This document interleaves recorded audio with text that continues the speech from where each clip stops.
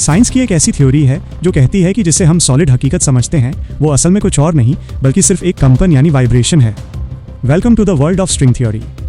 एक ऐसी थ्योरी जो पूरे ब्रह्मांड के सारे रहस्यों को सिर्फ एक सिंगल इक्वेशन में सुलझाने का दावा करती है। हमारी आज की फिजिक्स दो अलग अलग रास्तों पर चलती है।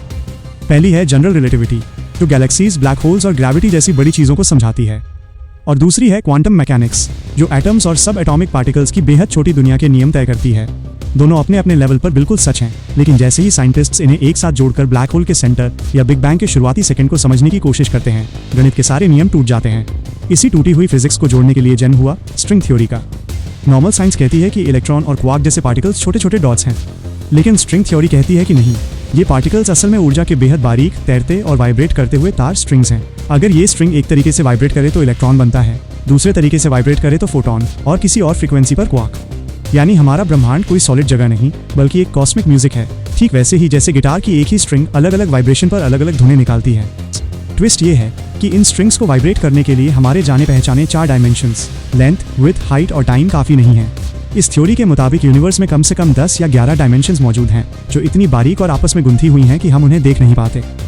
इसी से निकलती है मल्टीवर्स की थ्योरी, जिसके मुताबिक हमारा यूनिवर्स एक जाइंट मेम्ब्रेन यानी ब्रेन पर टिका है और इसके पास ऐसे 10 की पावर 500 पैरेलल यूनिवर्स मौजूद हो सकते हैं। भले ही स्ट्रिंग्स को सीधे देखना आज की टेक्नोलॉजी से नामुमकिन हो, पर हालिया डिस्कवरीज इसे मजबूत करती हैं। लार्ज हैड्रॉन कोलाइडर में हिग्स बोसॉन गॉड पार्टिकल की खोज ने साबित किया कि पार्टिकल्स को मास एक इनविजिबल फील्ड के वाइब्रेशन से मिलता है।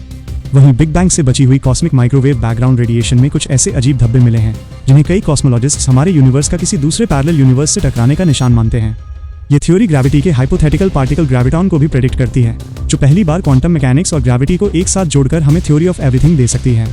हालांकि एक्सपेरिमेंटली पूरी तरह प्रूव ना होने के कारण कुछ लोग इसे सिर्फ एक खूबसूरत मैथमेटिकल इमेजिनेशन कहते हैं, पर अगर ये सच हुई तो इसका मतलब होगा कि रियलिटी सॉलिड नहीं है और हम सब बस एक बहती हुई कॉस्मिक फ्रीक्वेंसी का हिस्सा हैं।